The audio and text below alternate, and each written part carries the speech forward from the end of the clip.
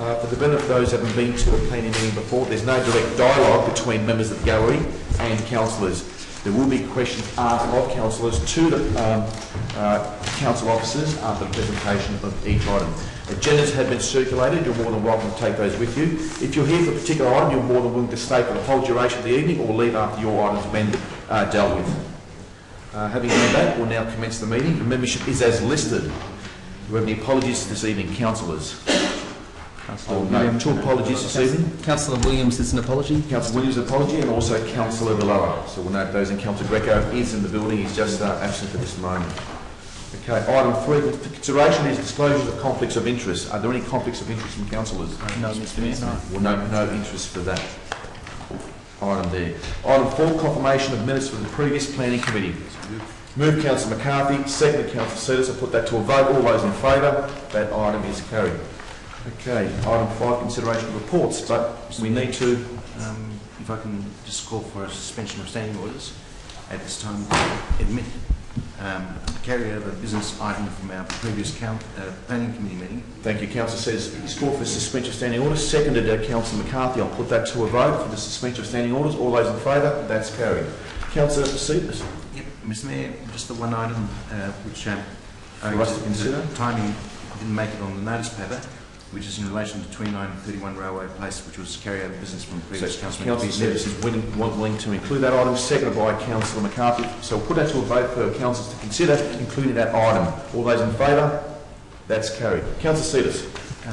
Mr Mayor, this particular item, if councillors would recall, was deferred from the previous council or planning meeting to allow the parties to enter into discussions, hopefully with the possibility of coming to some kind of compromise with relation to one particular stumbling block which has presented itself.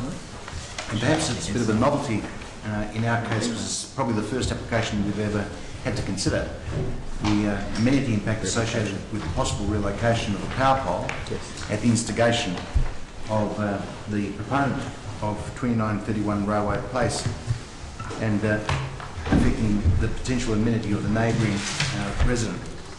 So we're hopeful that in terms of dealing with this item, our officers have been advised in terms of an update from that, and of course to determine a decision here tonight in relation to this undisposed business from the last planning meeting. We might just hear from the officers in relation to that matter. Darren, over to you, please. It was deferred from the last item to be considered, the last meeting to be considered this evening. Yes, Mr Mayor, the report circulated just as in a brief update on this since its notice last report in the planning committee. It also refers to correspondence received from the Power Authority confirming that the power pole will be replaced in front of the subject land. The other report item, which I'm sure there'll be a question on, is that has the objector withdrawn the objection? The answer to that is no. So at this point in time, Mr Mayor, if I can ask a question, essentially in terms of what was presented, in terms of just a pure planning consideration from officers in terms of processing this particular application, the recommendation hasn't changed, owing to the fact that the pole is a non-planning consideration. Darren? There is a written indication, Mr Mayor, that power pole will remain, and we've got some pretty good assurances around that. And yes, the recommendation is that the application is supportable, subject to the conditions that were outlined in the previous agenda. And there's a copy of that report table for the announcement. Just a supplementary, if I can, Mr Mayor. So essentially, what was presented as a potential sticking point was the potential relocation of that pole is now not the case. Mr Mayor, I can confirm the power pole will not be located at the neighbouring property. It will be in front of the subject land. All right. Excellent. Good outcome. Any further questions? Just a related question. That confirmation, can that be noted if council is to make it, or planning committee is to make a decision in favour or against? Will that be noted in the minutes so there's some record of that correspondence? I'm just wanting to know how we provide some written confirmation of that advice. We can include the letter sent to us as an appendix or an attachment to the report. Darren, can we do that? Yes, Mr. Mayor. Okay, yeah, we'll do that. Okay, all right. If there aren't any further questions, I'm happy to move it. Move Councillor Cetus. Do we have a second for that item? A second.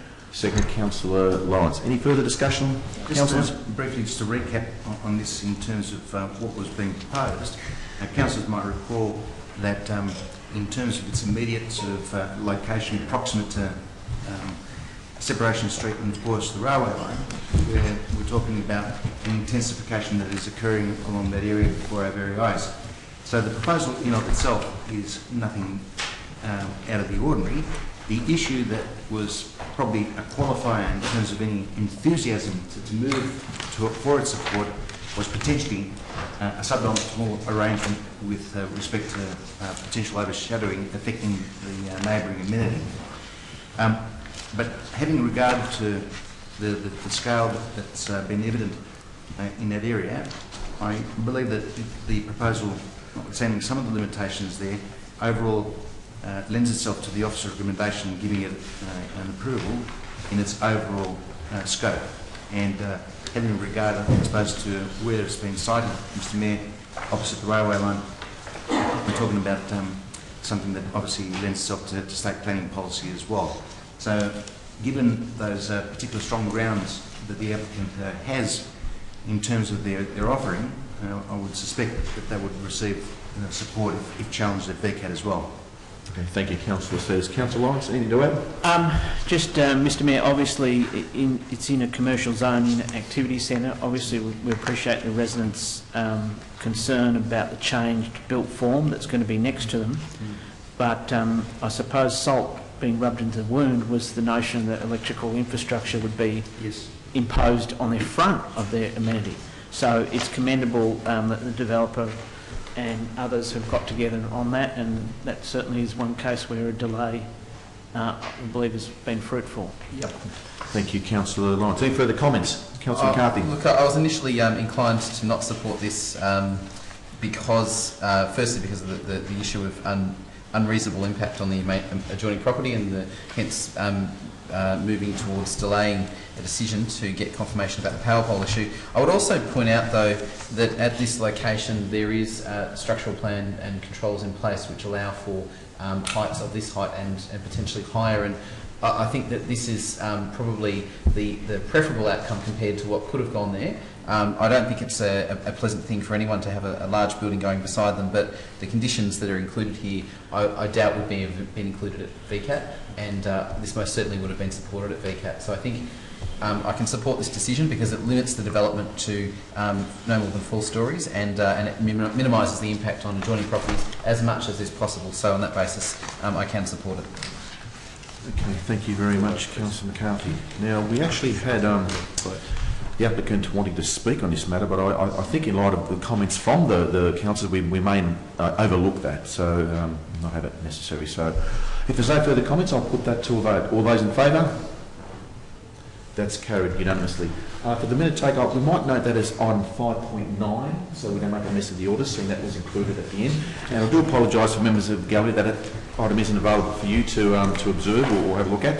Quite simply, we couldn't include it as we were waiting for a response from Gemini Power Company in order to respond to issues we raised last time. So having said that, that's now been voted on. Thank you. We'll now ask for resumption of standing orders. Moved by Councillor Lee, second Councillor McCarthy. I'll put that to a vote. All those in favour? We now have resumption of standing orders. So we'll go straight to our agenda as listed in our website. So on consideration now, we have a 5.1, 66 to 68 Waterloo Road. Over to the officers. Thank you. This application is for the development of the land, including an extension to the existing 10 dwellings and the construction of 7 new dwellings. There is no restrictive covenant which applies to land which would prevent council from deciding this application. This application was advertised and 22 objections were received. Objections are summarised on page 12 through 13 of the agenda and responded to in detail on pages 13 through 15. This application seeks to retrofit and extend the existing apartment building at 66 Waterloo Road and construct 7 new dwellings on 68 Waterloo Road. The subject site is well located near the Northcote Major Activity Centre, and whilst it doesn't interface with the Heritage Overlay, it is not part of the Heritage Overlay, and the built form on that part of Waterloo Road is quite distinct, and therefore a more contemporary approach is acceptable. The new building attempts to limit impacts to the adjoining properties by stepping down its built form as it approaches the rear of the site, and by incorporating appropriate side boundary setbacks. Therefore, approval is recommended subject to conditions outlined on pages 3 through 11 of the agenda. Thank you for that. Are there any questions from councillors to the officers?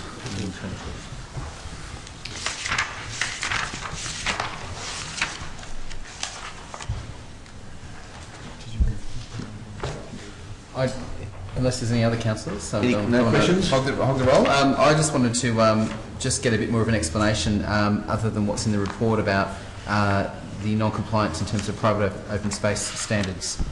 If I can get a comment from officers there, please.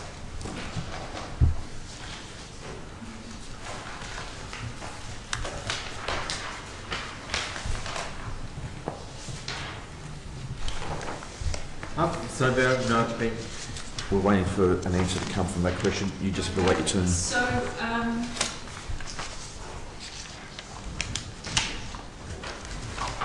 the majority of the non-compliance is actually associated with the extension to the existing building. At the present, the existing building doesn't actually have any open space, so we consider the provision of some open space to be a much more beneficial outcome throughout the site, even if it's not exactly compliant.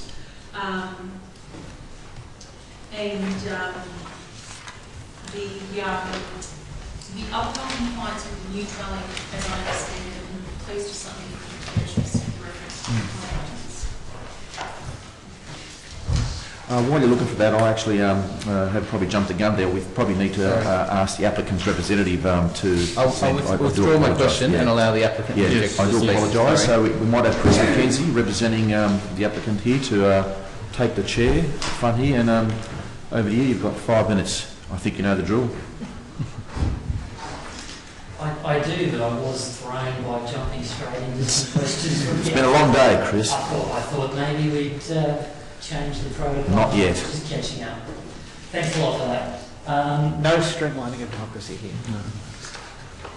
There are 2 lots involved in this proposal, and the overall proposal comes out to be 17 apartment-style dwellings in 2 separate buildings.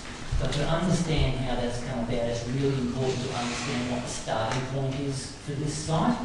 This is not a proposal that is taking 2 sites with individual houses and demolishing them and doing new buildings in their place. What you have is a 1960s or so brick flat building that is 2 stories in flats, but because the site slopes a bit, it actually is over 3 levels with some undercroft. And that is the existing condition on one of these lots.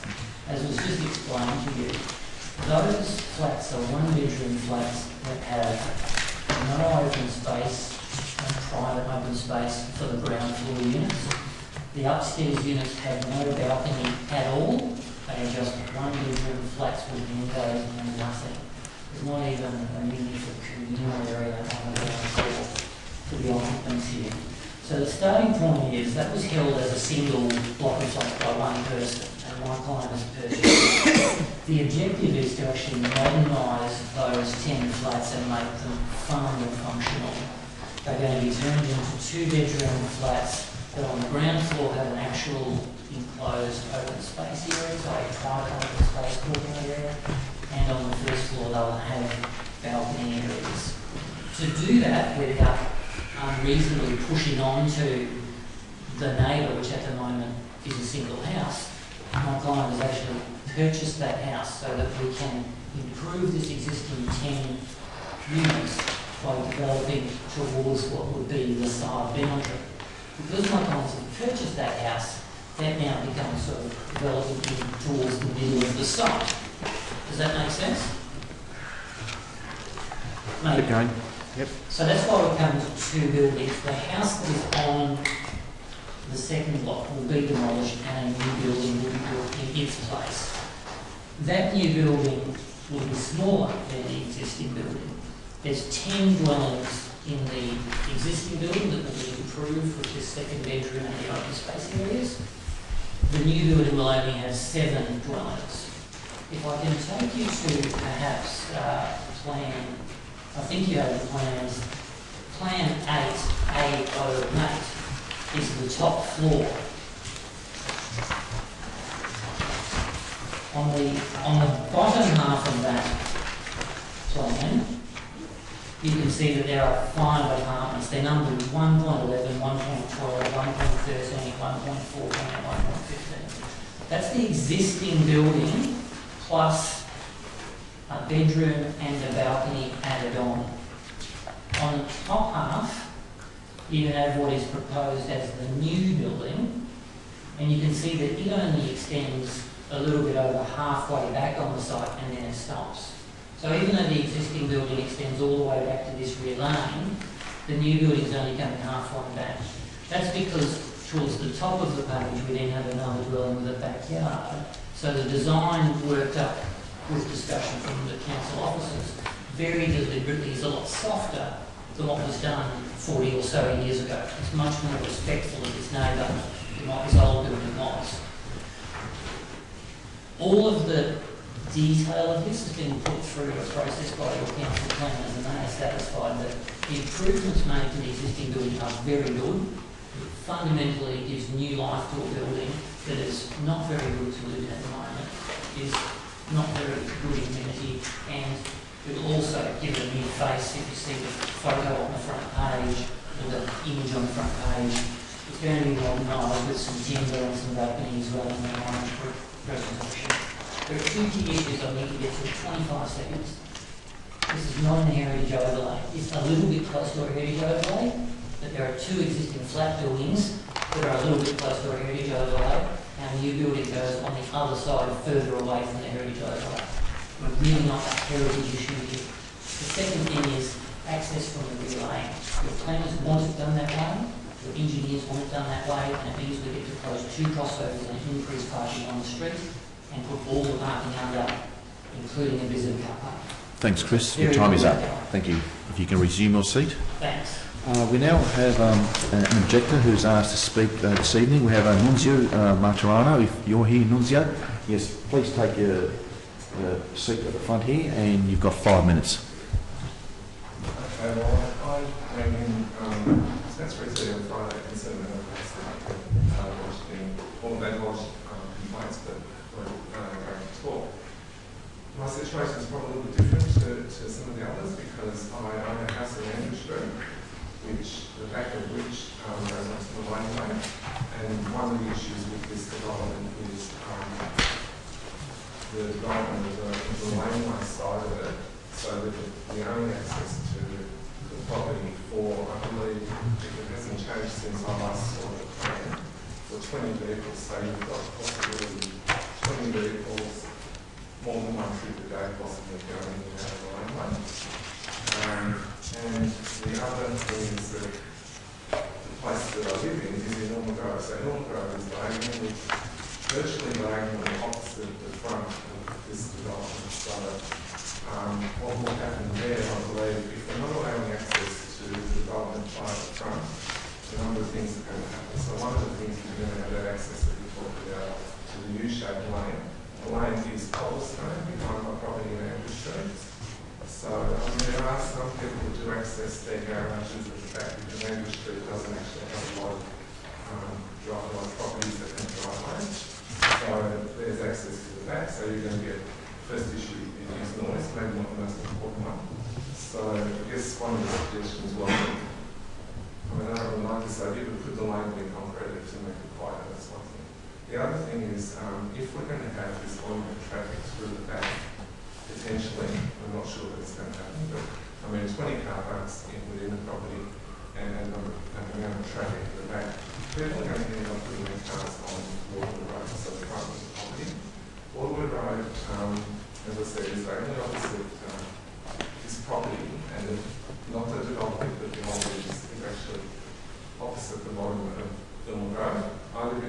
10, which is 4 house type on the south side of it. So there's 16, 14, 12, and number 10.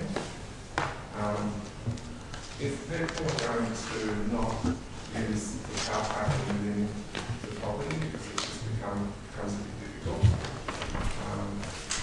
then they possibly will use Waterloo Road and flow onto the Epping Road. Now, we've seen the same sort of thing happen, not through development, but through parking restrictions set up at the top. I talk about the bottom and the top of Little Road because we're on the side. So at the top is Prospect Road. The west side of Prospect Road has had 2 hour parking restrictions at the moment from 8 in the morning to 1 at night, which means that people come and park in Gilman Road as well towards the top and go up to wherever they're at that time. And so I'm just worried that the volume of cars that may improve, convenience or laziness or whatever it is, people not have actually access to site parking, they can access Waterloo Road. Waterloo Road is currently fairly full of vehicles anyway, so that's my main concern. I mean, things like shadowing and garbage collection, I think has been taken care of, so I won't go into that. But they're my concerns really. Okay, thank you very much for that, Nunzio. You can resume your seat in the gallery. And we'll now go to councillors for questions to the officers. Councillor McCarthy, I think I jumped the gun before. Did you have any questions? Oh, look, thank you. I suppose it's just a general question about the fact that we have an unusual situation here with an existing building which doesn't have great open space provision, but I'm just concerned that in terms of the assessment of this, we're still in breach of our open space provisions and our solar access to private open space provisions. So I'm wanting to know from an officer's perspective, are there things that could have been done to this application that could have brought us into compliance? Yep, over to the officers. So other than the courtyards on the south side of the existing building, each of the dwellings has access to a north-facing balcony or courtyard. It's an established planning principle that when you have things like apartment buildings, it's not possible for every single dwelling to get,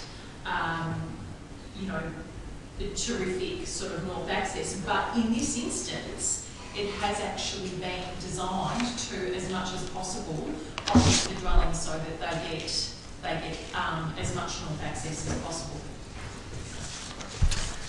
Councillor Lee. Yes, thank you, Mayor. Just a question about our use of laneways for car parks. I know that's council policy to support it, but do we have an upper limit in terms of the size of the development, the volume of traffic that's going to be generated in terms of using that laneway? I know that there is an Australian standard in terms of limiting how many cars per hour in terms of laneway access. How does that compare with the volume of traffic that's expected to generate from this development and its usage of the laneway? I can't quote specific figures to you, but this issue of the use of the quarrying lane was carefully considered by Council's Transport Planning and Management Unit, both in terms of the access and the volume of vehicles accessing that laneway, and they were comfortable that that this particular development would not, overburden that laneway access. Councillor So McCarthy. just a supplementary in relation to that last answer, if I may. I'm just wanting to understand how we quantify what is a reasonable or unreasonable use of a cobblestone laneway in this instance, or a bluestone laneway in this instance, because of the increased noise effect. We had an objector just proposing his non-preference for if this was to go ahead, it would be concreted. I mean, that then affects the neighbourhood character of the area. So I'm just wanting to understand, how do we assess when is it unreasonable? What is the volume of vehicles that is the tipping point for us? It's the vehicle numbers is not about noise. It's more about capacity of the roadway. And not being a traffic engineer, I can't tell you specifically, but my understanding is that for a particular size of road, there are standard volumes that are calculated. So something like St George's Road can obviously is designed to take far more vehicles than these sort of suburban streets. Now, my understanding, just through general knowledge, is that you know, a regular suburban street like Waterloo Road can take thousands of, you know, like around 2,000 vehicle movements a day. So, so that, you know, that sounds a lot for what's, you know, a regular street. So, my understanding is it's based on calculation of the size and access of the lane. Sorry, I should have been clearer in my question. I apologise. It's more specifically to the actual laneway, which is a cobblestone or bluestone laneway, rather than Waterloo Road as such. No, I was just using this illustration for Thank you. that different size roads can take different vehicle volumes, and that's been, and it's just a principle that, you know, as you get lower, there are less volumes. But our transport engineers considered that this volume of traffic was reasonable for the laneway. Okay. Any other questions? If not, we have a recommendation. I'm happy to move the recommendation. Move Councillor Lawrence with a seconder. Councillor Seedis. Councillor Lawrence. Yes, Mr Mayor, this is the type of application that's increasingly occurring in the city, where multiple units are being repurposed. So it will obviously improve the conditions there. I have lived in six-pack flats myself. I'm not a housing snob, but they did have small balconies, and these are, you know, worse than some of the ones we've had in the rest of the city.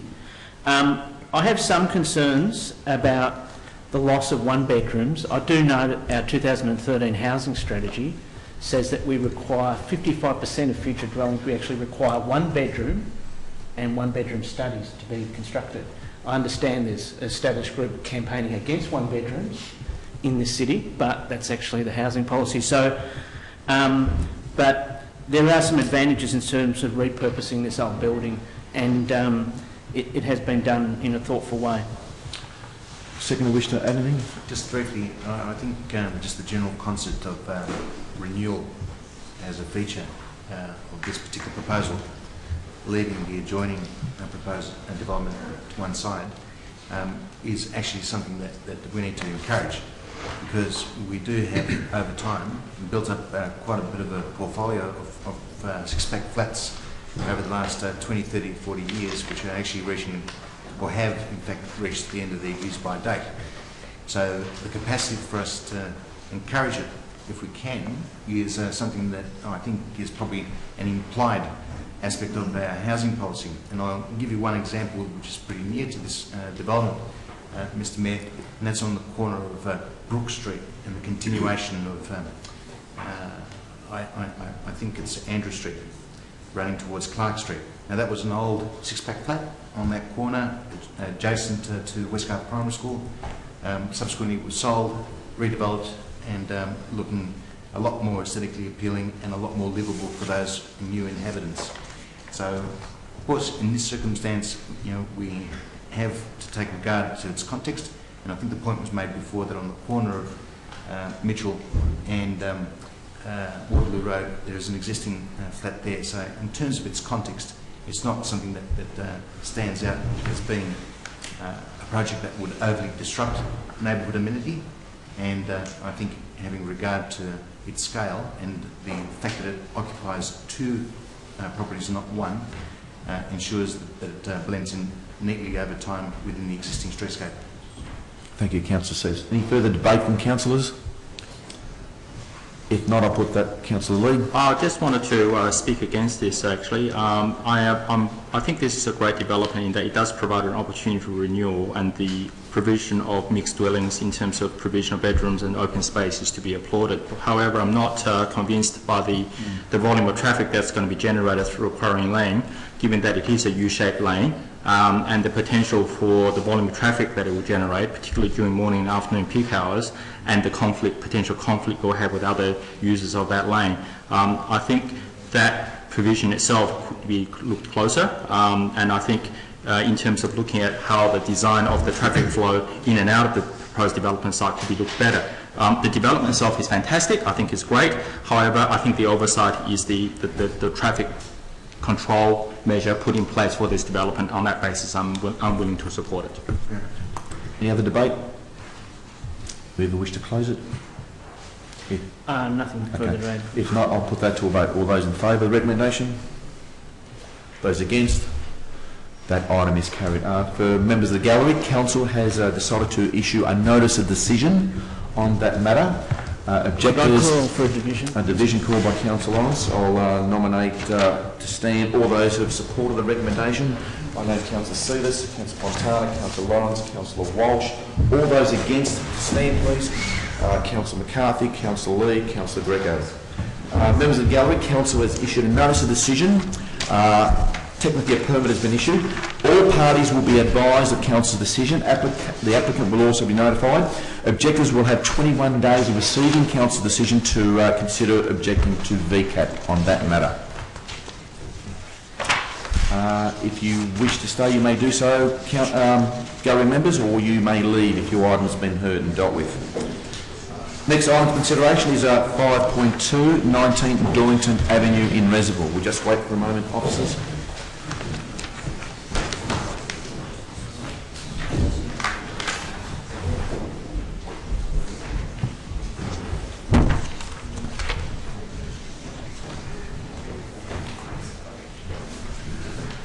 Okay, over to Darren. Kristen? Thank you.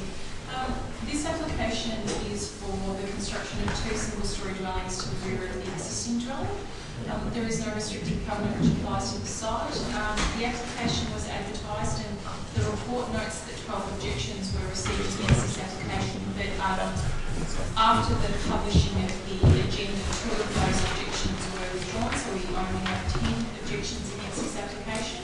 Those objections are summarised on page 36 and responded to in detail on pages 36 through 38. This is a modest proposal which provides 2 single-storey, single-bedroom dwellings to the rear of the existing.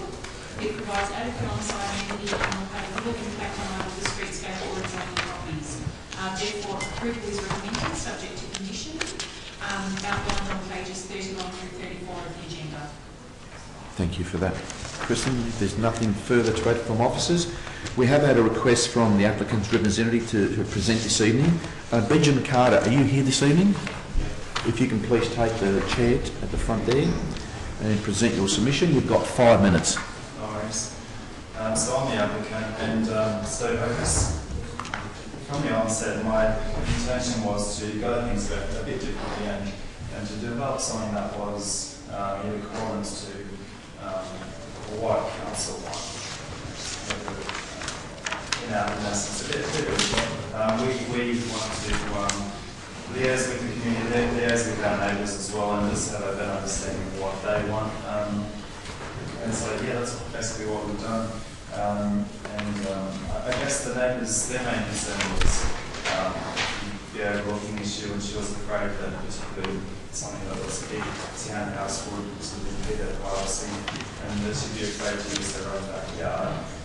So with that in mind as well, we've designed 2 single-bedroom units in response to our with these neighbours, and also numerous speakers of local council here.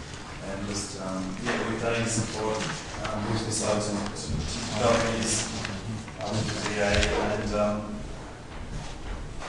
and also, I guess this is a bit different. This is a private backyard property development, but me and my partner, do have real reasons to, to move into this ourselves, if we can, this sort of thing. And it's something that after some 9 years renting development, I've got a really big desire to have my own property, and this is a unique opportunity that's come up for me to develop and to just visually and aesthetically improve the property. The property at the moment is it's currently it's very tight.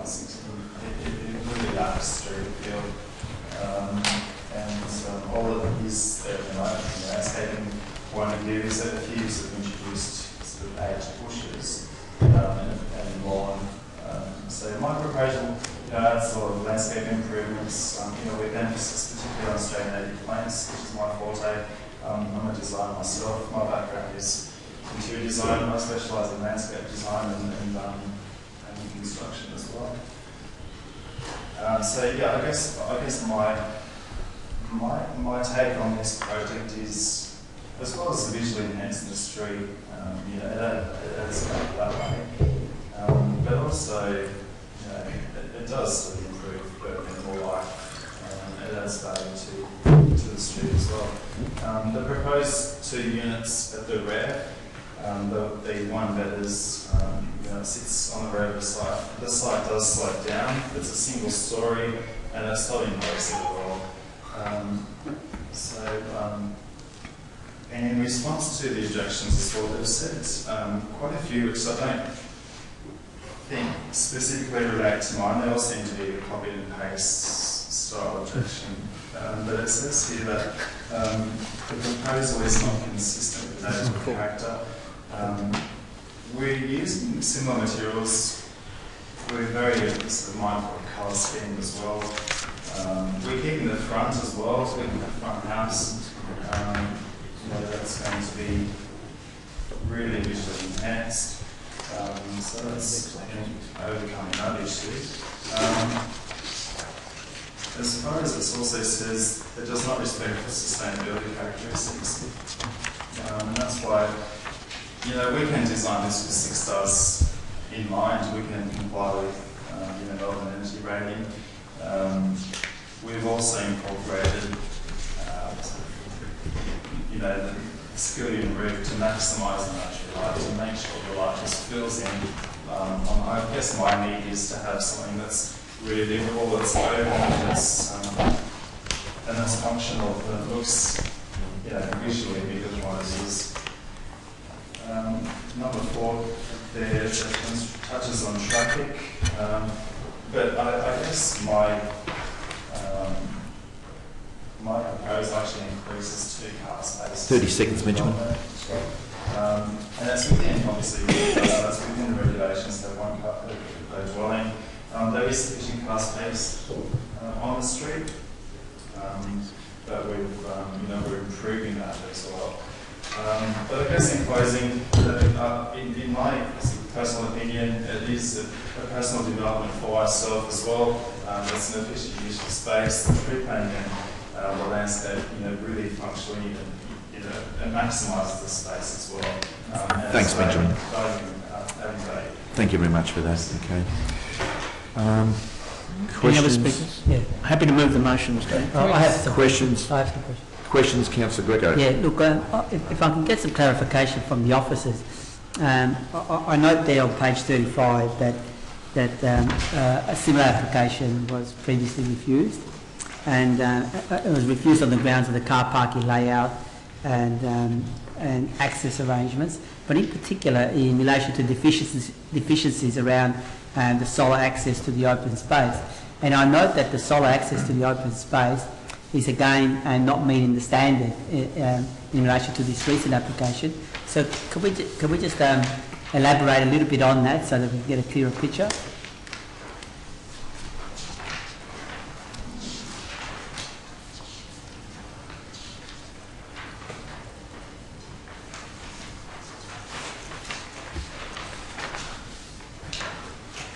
So I suppose my question, the pointy end of my question is, how has the deficiency in relation to the solar access to open space been addressed in this report? What clause are you looking at, Councillor Greco? It's covered on page 41 of the report, and there's an officer examination and assessment against that standard at the top of page 41. And it outlines where the issues are and how they're considered to be acceptable and compliant with the objective. Councillor Lee? Yes, thank you, Mr. Mayor. Can I just turn to the eastern wall on Unit 2. It's 10 metres, 10.58 metres along the eastern boundary to the adjacent property. Can you just provide some commentary around that? Because it's not there appears to be no setback from the boundary. Is that correct? So it's built right on the boundary wall on the boundary, and in the report it says it's not applicable. Can we just clarify why it's not applicable in this instance?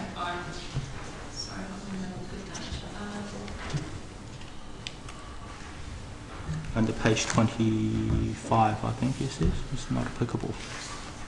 Sorry, I'm 19 Dorrington. Are we looking at the right item? Sorry, is that on 20 I page? think you need to look at page 43. My apologies.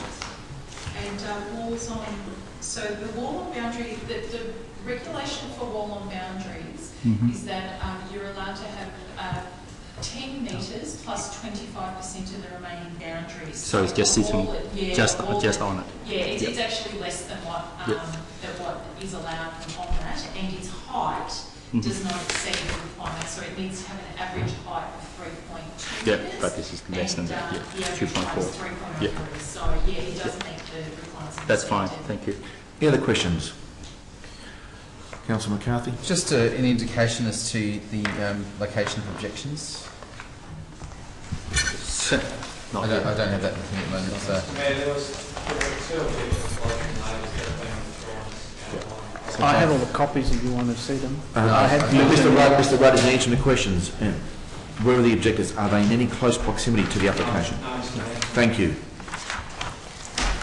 Any further questions? Question, any objections outside of the city? I'm not sure if that's relevant. Probably at least one. North Portland, okay. Okay, all right. Questions to the application, or if there's none, Happy we to have a move the recommendation. recommendation. Recommendation moved by Councillor Lawrence, seconded Councillor Lee. Do you wish to speak, Councillor Lawrence? Yes, briefly, Mr Mayor.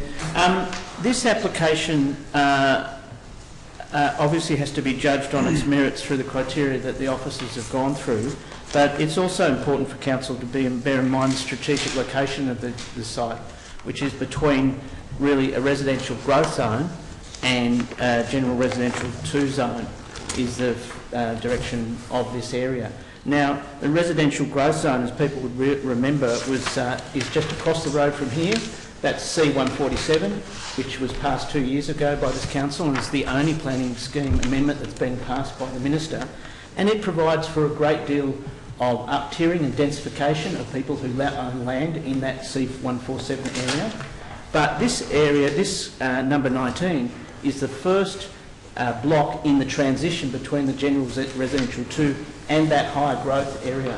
So this response that's been brought to us actually echoes things that we've had from the community in terms of wanting a form of development that preserves the existing building at the front. And in fact, I'll quote data in their C144 submission as the preferred form there. So if we also look at the past development around here that is in the transition between the growth zone and this residential zone, this proposal is actually lower density than the past development that's happened in the area. So I think there's a number of things going for it.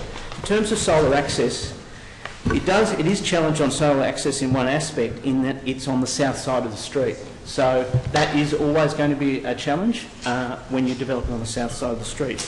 I would also apologise to the applicant that he has been subjected to spam objections. I have taken my time to go and read all the objections, who sent them, how they arrived, and the content of them actually mirrors an objection cut and paste at Newcastle Street some time ago.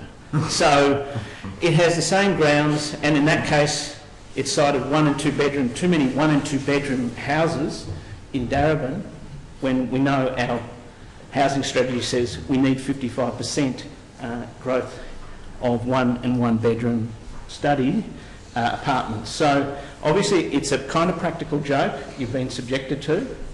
The people are protected under the Act, the pranksters, but we need to judge this on merit. Thank you, Councillor. Councillor Lee, anything to add? Yes, just want to thank the applicant for working with the officers. I know this is the second iteration of the application, and I know that some of the deficiencies that were highlighting our previous refusal were addressed, as per the outline report.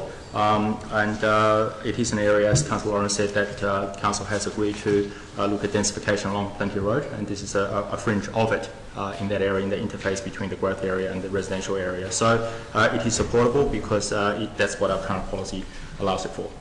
Thank you. Any further comments from councillors? If not, I'll put that to a vote. All those in favour? Carried unanimously. For members of the gallery who are here for that item, Council has issued a notice of decision for that application. All objectors will be notified of Council's decision. They'll have 21 days of appeal to VCAT should they choose to do so. Thank you. Next item of consideration is 5.3, 4 to 6 McFadden Avenue in Reservoir. Over to the officers. This application is to construct 6 double-storey dwellings on land at 4 to 6 McFadden Avenue. There's no restrictive covenants which apply to the rent. The application is advertised and 16 objections were received. Those are summarised on pages 55 through 56 of the agenda and responded to in detail on pages 56 and 58.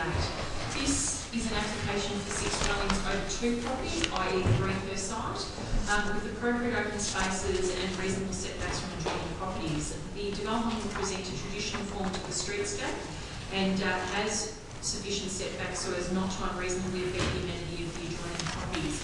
Therefore, approval is recommended, subject to conditions on pages 48 through 53 of the agenda. Thank you very much, Kristen. We do have the applicant's representative here this evening who's requested to speak. So can I ask Chris McKenzie, if you can please make your way to the front table here. And you have 5 minutes. Thanks again, councillors. Yeah, just picking up where the officers were leading you in terms of the structure of this application. So there are 2 side-by-side lots here with 6 dwellings, a central driveway, and one of the front dwellings has a second crossover. So you have a double block that ends up with 2 crossovers and 6 dwellings, which, as was indicated, is very much in line with the fairly consistent feeling that has come out of the council meeting that a reasonable level of gradual change that you're expecting in this type of area under the strategic housing policy comes up to about 3 dwellings per lot. So this is a 6 dwelling proposal, but it's over 2 lots, so you should be comfortable that it is at about the right level of change that you're expecting through your housing policy. The other thing to understand is that all of the 6 dwellings are conventional layouts with their living rooms on the ground floor and larger than the minimum standard rear yards.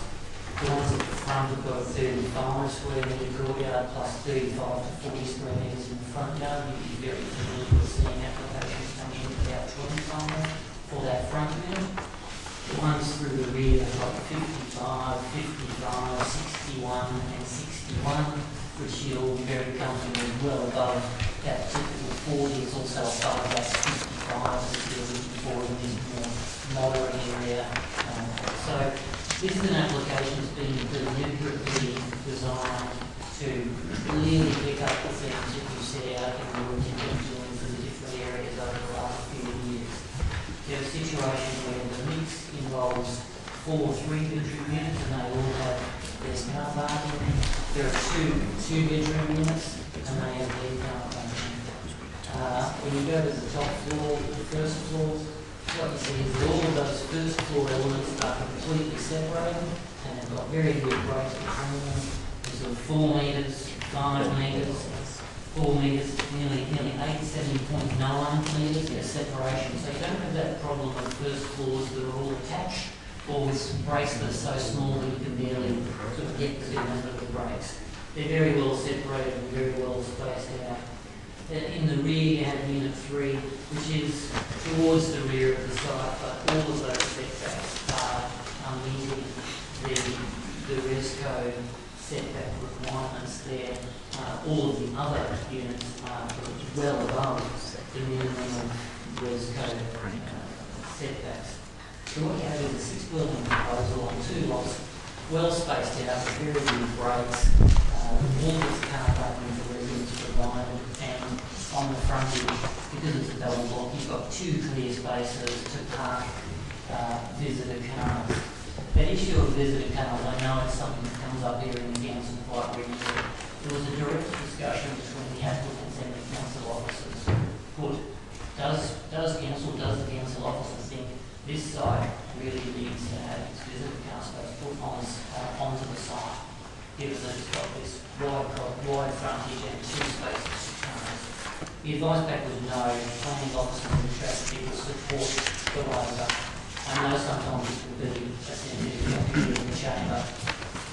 My architect client is very, very sure that if that was going to be the turning point tonight, that it is possible to make some small changes to the 2 rear units. You may see on the ground floor imported study, I'm sure we can look to that. But it would be possible to remove that study to introduce a visitor car space over this design. It was looked at, but your planner said really it's not necessary. You've got space on the frontage for 2 cars as well as the access, and so the choice was made not to do that. But I'm saying it's not something that's being done because it couldn't be done the other way. It was done because it was said to us it really is okay this way from a planning assessment. I'm bringing that up because I know it's a sensitive issue. I don't want that to be the thing that you bring on to and say, oh, if there's a problem here, there's really not. This is a design that is well suited, is at the right speed, is well separated.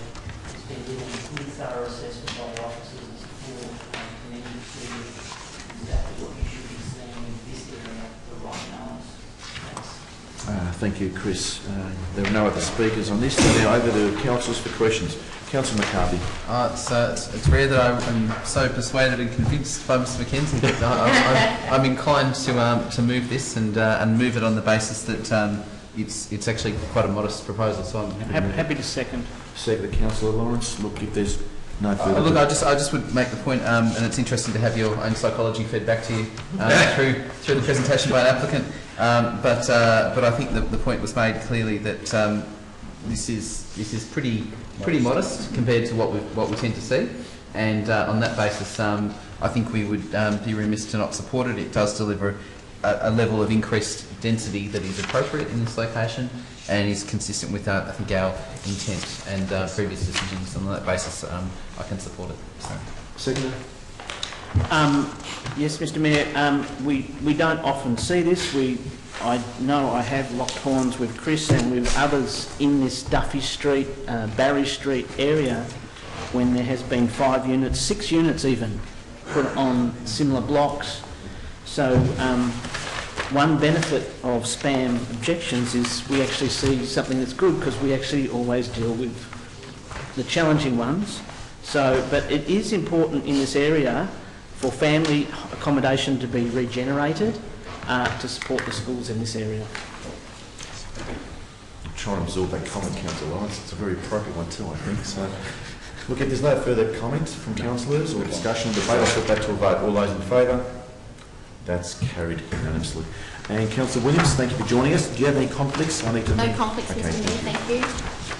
For the members of the gallery, Council has decided to issue a notice of decision for that matter. All objectors will be notified of Council's decision, as well as the applicant, and objectors will have 21 days to lodge an appeal should they wish to do so to the VCAT.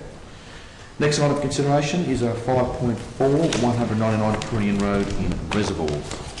Over to the officers. Yeah, thank you, Mr Mayor. This application seeks approval for the development of 3 double-storey dwellings. Each of these dwellings contains 3 bedrooms and the required 2 car parking spaces. All dwellings will have access to ground floor conventional private open space, access to living areas. All the units, dwellings are fairly generously proportioned.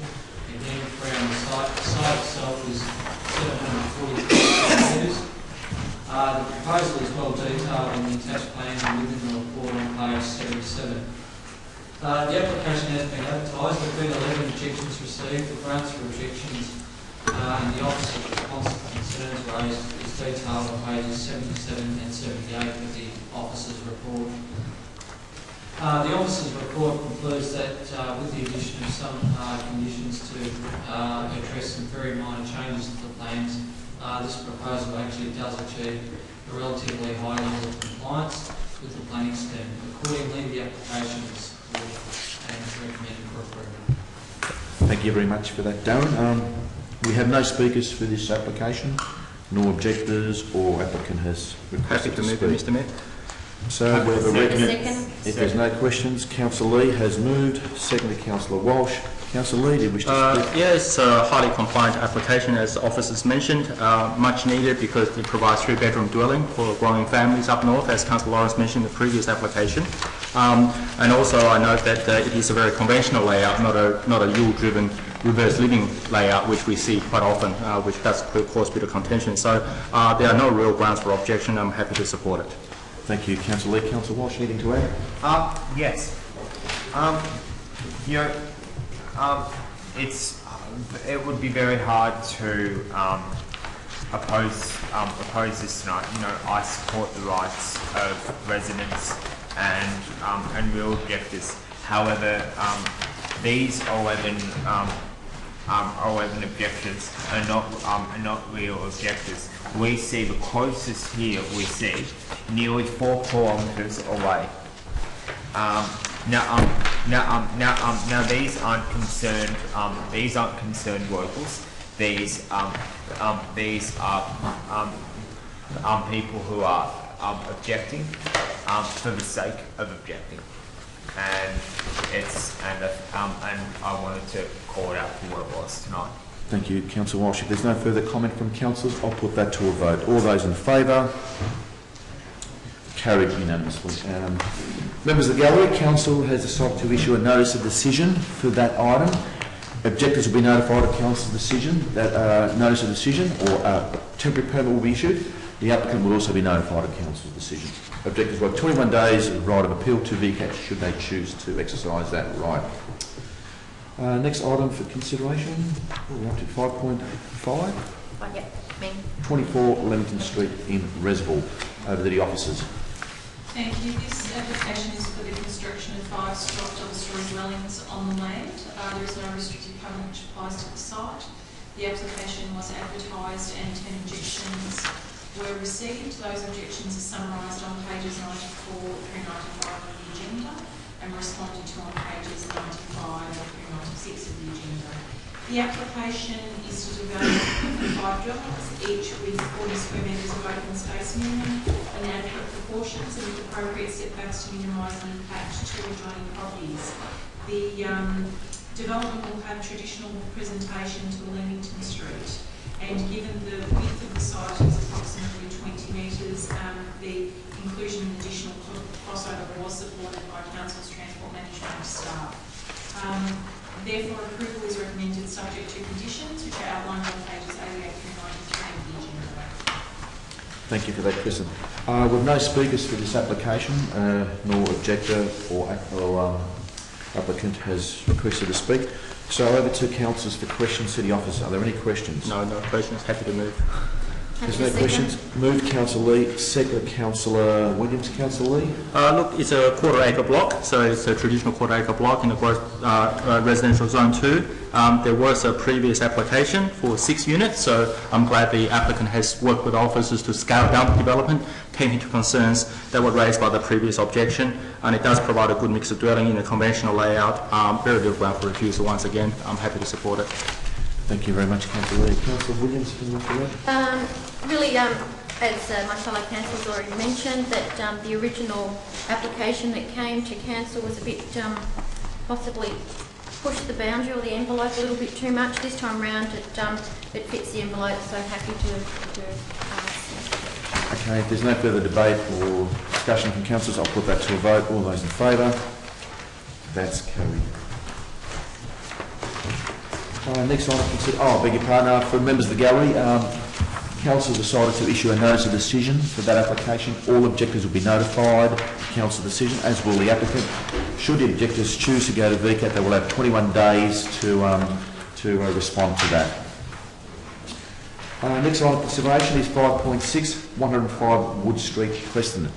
Over to you, Darren. Thank you, Mr. Mayor. This application seeks to develop 4 double-storey dwellings The context of the site is quite close to the Northland Shopping Centre and access to Smart Bus interchange.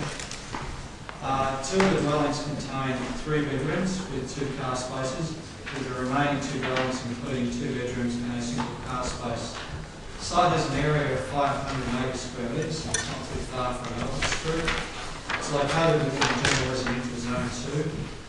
The open space for this proposal is a conventional ground floor provision for 3 bedroom dwellings, and it's a reverse living format for the 2 bedroom dwellings. The application has been advertised and there have been 11 objections received.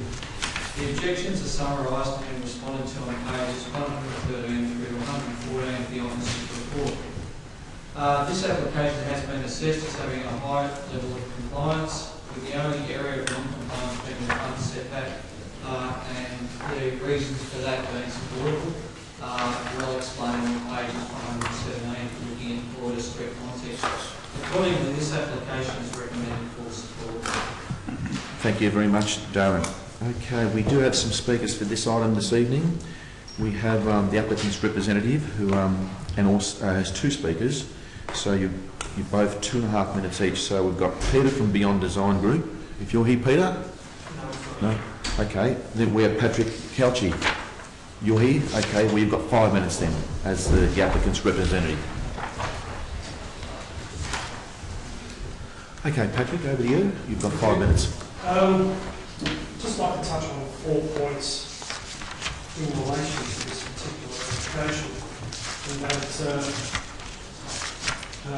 well, we say that the application has the criteria for housing in clause 2103 of the Paragraph Plans. We also say that the area is something to change in the proposal will be complementary change. We've also sought to consult with some of the neighbours as part of the application process in order to address some of their concerns as part of the application. And we also say that the proposals are consistent with the requirements of the clause 55 press code requirements. As noted in clause 2103-1 of the Darra Planning Scheme, identifies the site as being located within the incremental change area, with the site only 2 doors away from the substantial change area. The main principles of this incremental change area, which I believe that you would all understand or know of, is that it promotes diversity in housing stock and lot sizes, particularly with build includes some medium density housing. It has some standalone or small cluster area sites, including strategic corridors, and is located within 800 metres of a walking catchment of train around a smart bus service. As noted in the report for council, for the committee, this development or the site actually meets the 4 parameters of developments. Taking into consideration the local attributes of this site is within, taking into consideration that this within close proximity of the Northland Shopping Centre.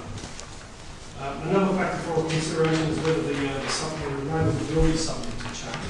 And it's anticipated that within the local planning policy framework and the zoning which derive from this framework anticipates substantial change in the residential growth zone, and incremental change in the site where it lies.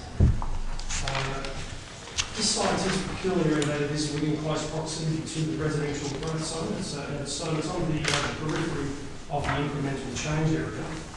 And it is likely that there will be a transitioning down the scale where it moves towards the residential areas of Preston and the like. What is likely or currently occurring are more robust forms of development within the substantial change areas, with the scaling down of the built form closer to the residential hinterland. The scale of the proposal includes the construction of 4 double-storey dwellings across the site, with the separation of the upper floor, or what I would say is a meaningful separation of the upper floor.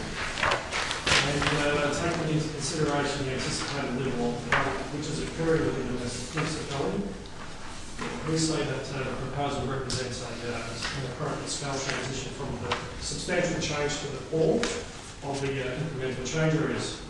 As it was stated, we've also sought to consult with the adjoining owners, and with that consultation, This has resulted in an increase in the setback of the garage attached to dwelling 1.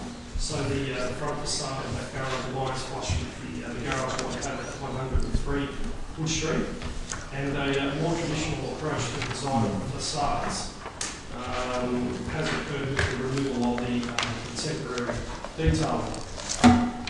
We also say that the proposal is consistent with the requirements of Clause 55 and the actual policy requirements as outlined in Precinct 5. We say that the proposal preserves those current or the broad forms which are prevalent within the existing area with the use of the brick veneer on the ground floor and the render finish for the upper floor. We say that the use of these materials together with the brick roof form allow the former shape of this proposal to integrate with the surrounding neighbourhood whilst the setbacks to the side and the careful site planning allows for a comfortable amenity for the occupants whilst protecting adjoining owners and occupiers from off-site impacts. Thank you, Patrick. Appreciate that. Okay. We now have one objector who's requested to speak this evening. We have Spiro Zavatansos. If you're here, Spiro, please take the chair to the front. And you've also got 5 minutes. I'm just here on behalf of residents on 46 Kathleen Street. That's the property behind the proposed line. Yep. I looked at this. If you look at the shadow diagram on the drawings, people who reside in 46 Kathleen Street are really concerned about the shadow passing over the property of the driveway. And if you take notice of the time frames they took these diagrams, if you notice that the actual driveway, it's under shadow all day, and they're concerned it's going to hit their property, actually the actual building. And if you notice that it's got here the September 22nd, this was taken on this, the testing was done on the 22nd of September. That's probably mid-spring, almost mid-spring. Why wasn't it taken in August or June, July, when it was mid-winter? That's when it's lowest point, it's under at its lowest point. So they're more concerned about the shadow casting over their property. And also the dwelling 4, which is the garage is right on their boundary and it's facing their entry, and they're not happy with that as well. They stop the window forward as well. That's it. Okay, thank you very much for that, Spiro. You can resume your seat in the gallery. Questions from councillors to officers? Look, just the questions from the objector just then, or the representative of the objectors, just prompted me that it might be valuable for the officers just to state the provisions in Res Code which we don't choose but which we have to deal with. The equinox times. Both relate to those points. Can you explain the shadowing timings, please, Darren? That are state planning rules, not our planning rules. Yeah. Thank you, Mr. Mayor. Councillor McCarthy is correct. The planners making recommendations to this committee are obliged to consider the planning scheme as it's read, and the planning scheme in terms of shadowing for open space, it only applies where the shadow is passed into the secluded private open space of an adjoining property. And for a period of 5 hours, there's got to be a minimum of 40 square metres that's unaffected. So in this particular case, the applications got no issues at all in terms of an assessment against that criteria in terms of shadowing of open space. Very technical. Can you make it more simple in layman's terms, Darren? Okay, so if it's your driveway, we can't consider that legally. Thank you. If I can ask a supplementary question, which might help clarify. Sorry, Mr. Mayor, I did omit and report back the 22nd of September applies to the equinox, so the period that is assessed from is specified in the planning scheme. Thank you. In the state planning law. If I can also just ask clarity in relation to wall on boundary as well, that the provision of the state planning scheme that this relates to is 10 metres plus 25% of the remaining property boundary. Is that correct? That's correct, Mr. Mayor. Yeah. So we're obliged to deal with that on its merits. Yes. Any other questions from councillors? Councillor Lee? Yes, thank you, Mr. Mayor. Can officers just provide some commentary about the introduction of 3 new crossovers onto this development and how that fits with our crossover policy and what the associated loss of on-street parking will be? Yeah, again, it's a similar answer to previously. The laners have got to assess the planning scheme as it's read, and the planning scheme provides for up to a third of the property frontage to be occupied by driveway space. So this complies with that particular standard. It has been referred to Council's Transport Planning and Management team, and their response as a standard now is if it complies with the planning scheme, they will support the application for additional crossovers. And it does comply with the planning scheme. Thank you. So, just to stop, how many on-street parking will we lost as a result of this introduction of those crossovers then? Sorry, the question was about car parking and the loss of space. The loss of on-street parking as a result of this because of introduction of new crossovers. There's, in addition to crossovers, there's again, it's a double crossover really, but and one on Wood Street as well. yeah. There's space provided for, there's 2 spaces provided for the 3-bedroom units, so it's probably arguable that there's no net loss because there's 2 spaces for each of the 3-bedroom dwellings on site. And it's nice to be a loss of a single car space, and this is a development of 4 dwellings, so it's not a particular development where we'd be asking for a visitor space. No, that's not for that yet. Any other questions? If not, we have a recommendation. Happy to move the recommendation. Move Councillor Williams, have a second. Councillor Lawrence. Councillor Williams, you wish to speak to it? Look, it's next to a major shopping centre, activity centre, and it does have a wonderful bus route, and the infrastructure around that area is quite fitting. Although some people may not like reverse living and aspects like that when we have applications, but I find this is probably really one of the better ones that we've seen in the area, and I think that it's actually fitted all the Res Code and the Building Code Acts, but I can't see why not that we pass it. We'd have troubles in getting it objected at VCAT. Councillor Lawrence, a second. Just briefly, obviously as a corner block, it's been able to comply with Res Code and the relevant planning schemes. Generally I do many times when I see 4 on a block, but we are seeing this pattern built, and we're seeing it built because it complies with local and state planning schemes. Thank you, Councillor Lawrence. If there's Councillor Lee.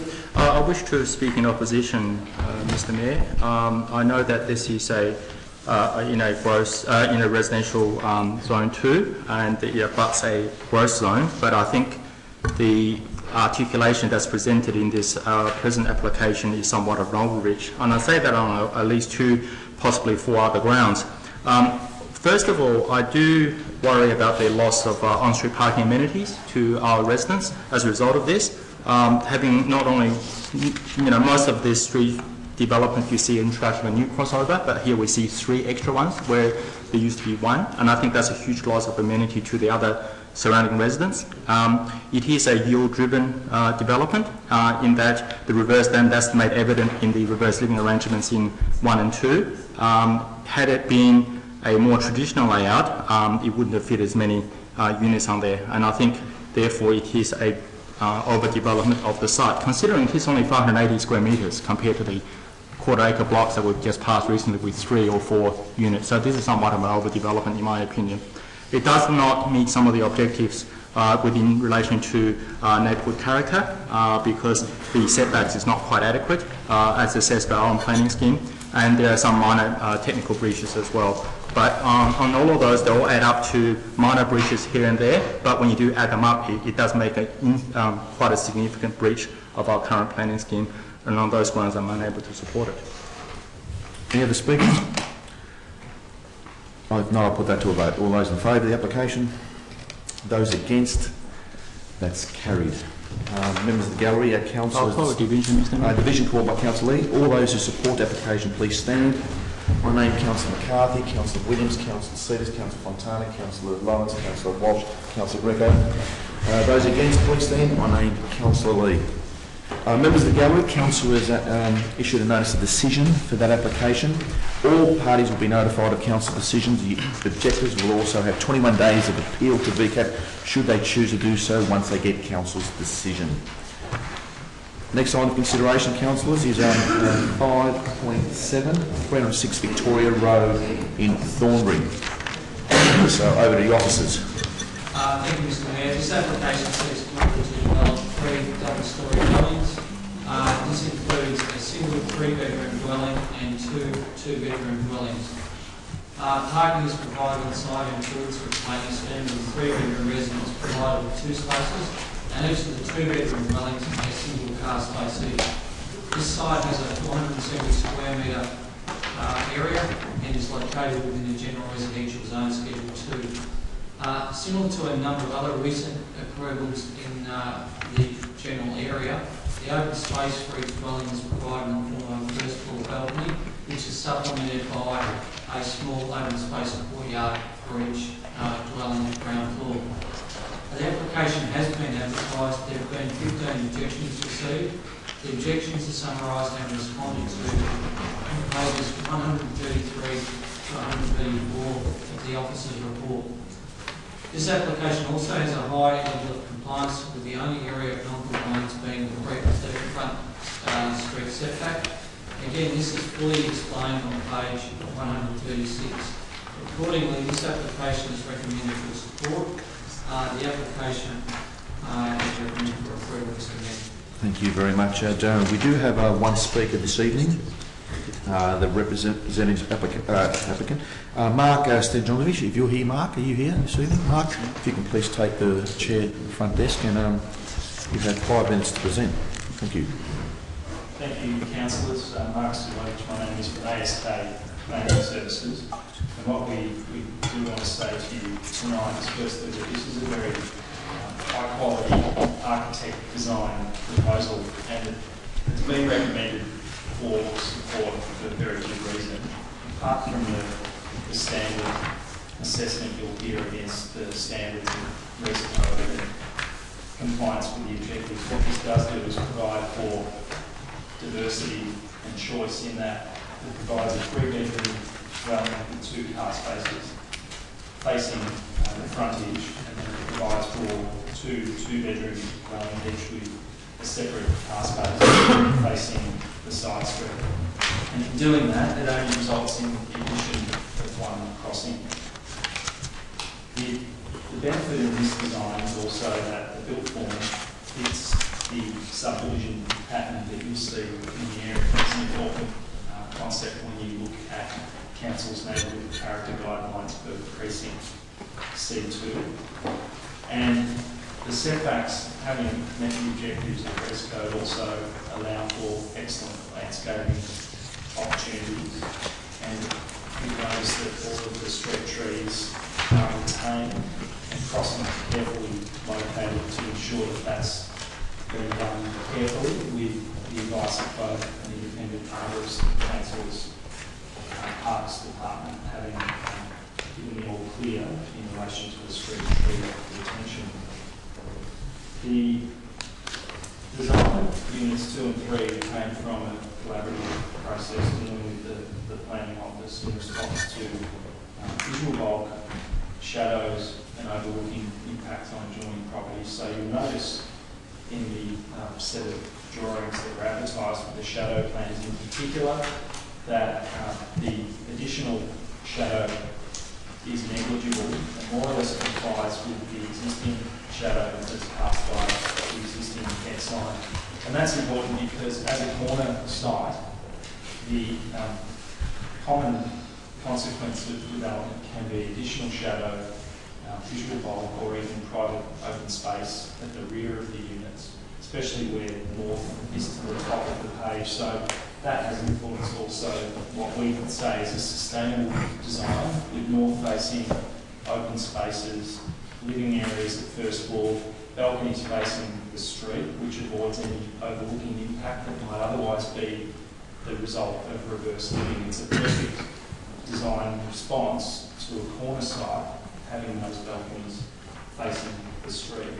On top of that, it provides for very low site coverage, 46%, high permeability at 42%, and you'll notice in the plans themselves the extent to which there is open space provided at ground as well as those balcony spaces. So quite unusually in this context, you end up with between 47 square metres and 124 square metres of open space provided for each of the 3 units. The application, we know, was referred to all the council's internal departments. The Transport Management Department had no objection, and as I said before, there's just the one crossing added. Capital Works, Parks, and also Melbourne Water have raised no objection. So we accept all of the conditions as recommended, and we request your support tonight for 5.7 as printed. Thanks very much, Mark. We now go to councillors to ask questions to the officers. Are there any questions from councillors for this application?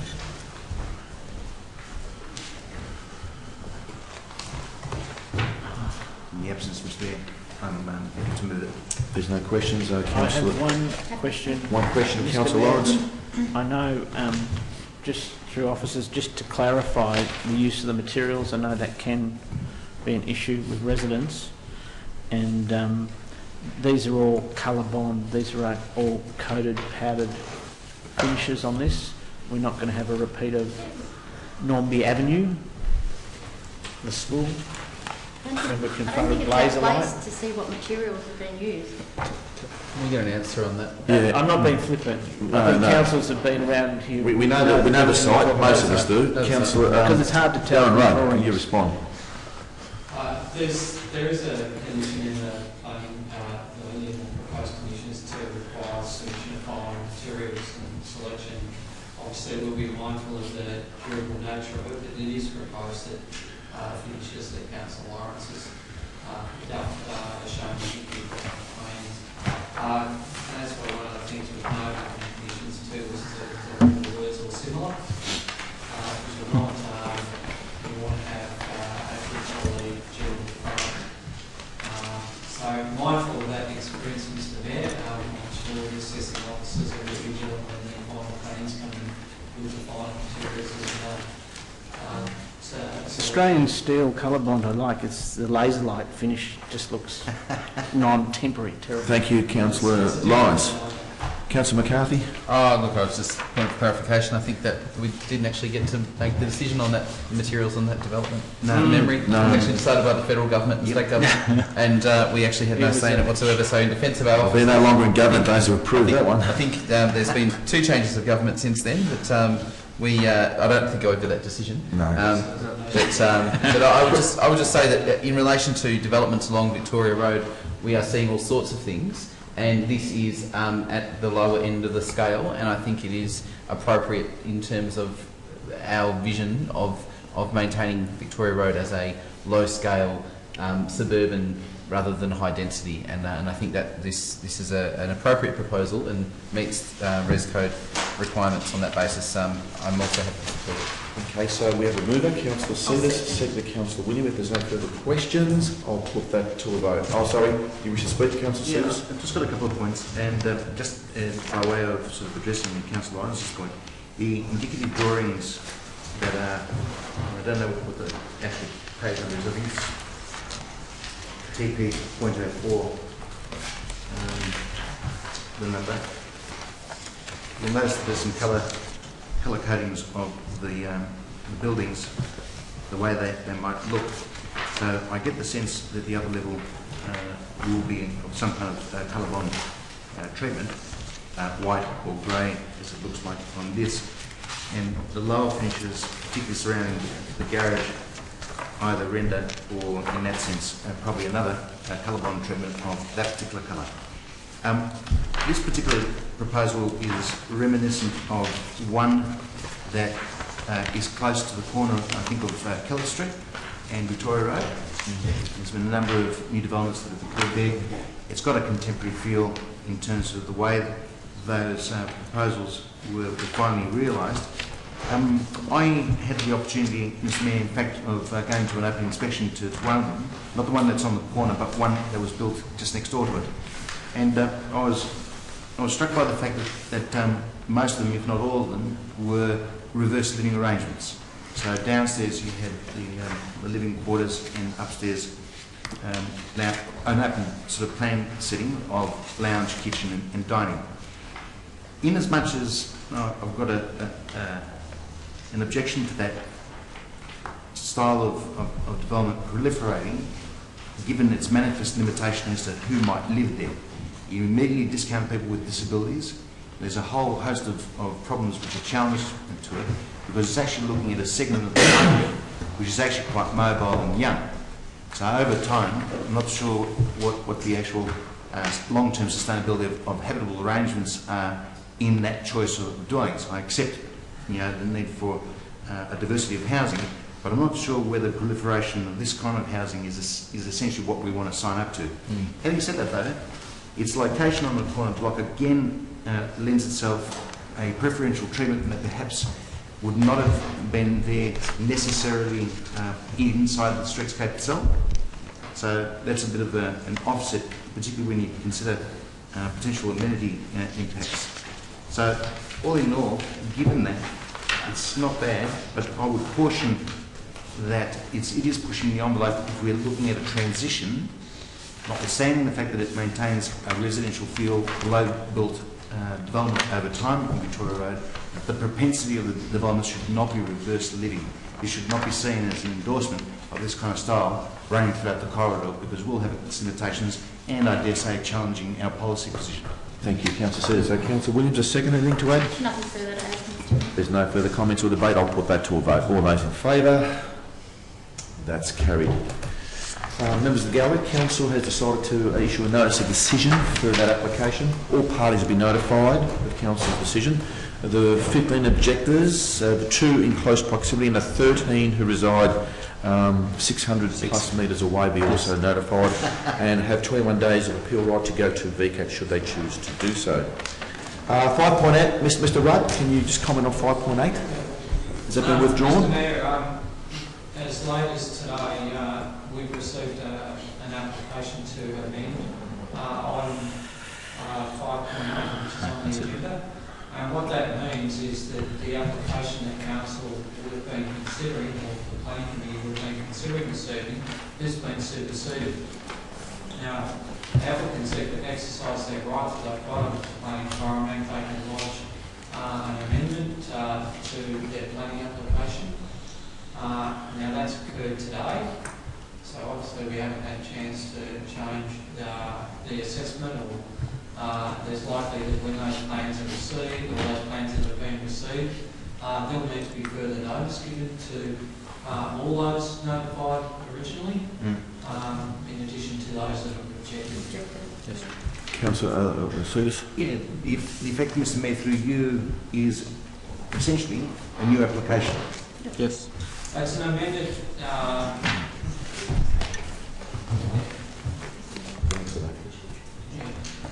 in terms of process, Mr Mayor, it runs the same course as a new application. It's still officially the same application number, but different set of plans running through a process similar to a new application. I just had a quick question. In relation to the application before us, do we need to do anything from a process perspective? Do we need to formally defer this in light of the objection or anything like that? Mr Mayor, there's no action needed because the application and the plans before you have now been superseded, so there's no need for it. It's really just simply to note that an application has been lodged under Section 57 and that the matter cannot be considered. Councillor McCarthy. If I'm correct in understanding what you've just said, essentially we have a revised, we haven't got it in front of us, but a revised application. There is no requirement to pay a new application fee. Our officers are going to go through the assessment process, and objectors will go through the objectors process if they wish to in relation to this, and Council will incur all the processing costs associated with the whole new process without any of those costs being recouped through the... I think this just highlights a complete deficiency in not in our process, but in the state planning process, and when it comes to being able to recoup the costs. So I would just like it noted in the minutes that my concern, I'd like to have it noted with these sorts of applications, having two bites at the cherry, and we have an application here. We could have made a decision. There should really be a new application, and this should have been withdrawn. From the officer. Yeah, Sorry, there is an application fee associated with an application on 57A, but as all other planning application fees, it does not reflect the cost of process. So, just on that point that Councillor McCarthy made, because I think it's an interesting one. If I can, through you, what is the difference between withdrawing and essentially starting again, like brand new, without the same number?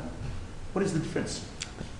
You can't make changes that are, Section 57A, although it goes through a similar process as a new application, you can't what's called transform an application. So if you have an application for 3 double-storey dwellings, you couldn't make an application for 4 double-storey dwellings. That could not be accepted under Section 57A, but you can make reasonably substantial changes as long as it's still roughly the same application.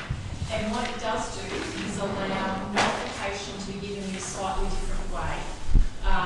And, you know, it's built into the Act to allow applications to be amended, you know, after advertising. If you withdraw an application, then the application is done.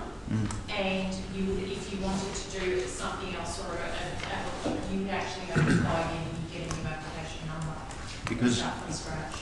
It would appear, Mr Mayor, that the presumption that the applicant is working under, and it's surprising that it took a recommendation for refusal to finally have the proverbial penny drop on the applicant, that subject to the conditions that the council was wanting to impose on them to receive a recommendation for actual approval, you know, they would have made those changes. It's just the mind boggles. It just seems on one hand that your common sense strategy would be to work with officers. We've heard from previous applicants' representatives that there are pains, if anything, to underscore the fact that a long process has been undertaken between themselves and our officers to get to the point where the recommendation was for approval. So by implication, I'm to take that in this instance, the applicant was effectively off on their own agenda and was not going to be changed in terms of the scope and nature of the proposal until they actually read in black and white recommendation for refusal and panicked. I think we're straight off there. Can we just ask, it is a process question. Does the clock start again? Yes. It does?